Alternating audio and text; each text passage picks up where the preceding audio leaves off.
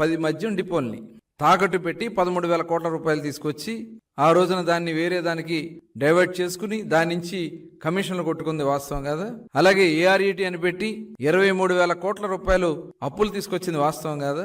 అదేవిధంగా ఈ రకంగా భవిష్యత్తుకు సంబంధించినటువంటి అమ్మకాలని తాకట్టు పెట్టి డబ్బులు తెచ్చి ఆ రోజున కొన్ని పథకాలకి డైవర్ట్ చేసుకుని దాంట్లోంచి ఆ కమిషన్లు కొట్టుకున్నది మొత్తం కూడా బయటకు వస్తా ఉన్నాయి. కేవలం కొన్ని కంపెనీలు, అప్పటి వరకు అసలు రాష్ట్రంలో ఎక్కడ ఈ కంపెనీలు లేవు.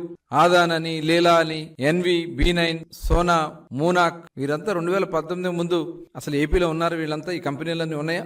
ఎలా పుట్టుకొచ్చినాయి ఈ డిస్టిలరీలన్నీ? దీనికి సమాధానం మీరు చెప్పగలరా? అధిక రేట్లకి అమ్మిచ్చారు. రేట్లు పెంచింది మీరు కాదా? ఎక్కడ కుంభకోణం జరగలేదు. షాపులు తగ్గిస్తే కుంభకోణం జరిగింది. షాపులు ఎవరు తగ్గించారు? మీరు తగ్గించారు ఎక్కడన్నా షాపులు? ఇవన్నీ కూడా మోసం చేయాలని పనిచేస్తా ఉన్నారు. ఎక్కడ డిజిటల్ ట్రాన్సాక్షన్స్ లేవు. టోటల్ 99,413.5 కోట్ల రూపాయలు only cash payments, no digital payments. ఇంత డబ్బు ఎక్కడికి వెళ్ళింది? ఓన్లీ క్యాష్ పేమెంట్స్ ని ప్రోత్సహించి ప్రభుత్వ దుకాణాల్లో అని చెప్పి ఈ డబ్బంతా ఎక్కడికి వెళ్ళింది? ఎవరి ప్యాలెస్లకు వెళ్ళింది? మీరు సమాధానం చెప్పగలరా? అమ్మకాలు తగ్గాయినాయి కాబట్టి ఎవరికి కమిషన్లు వస్తాయని చెప్పి మాట్లాడిస్తా ఉన్నారు.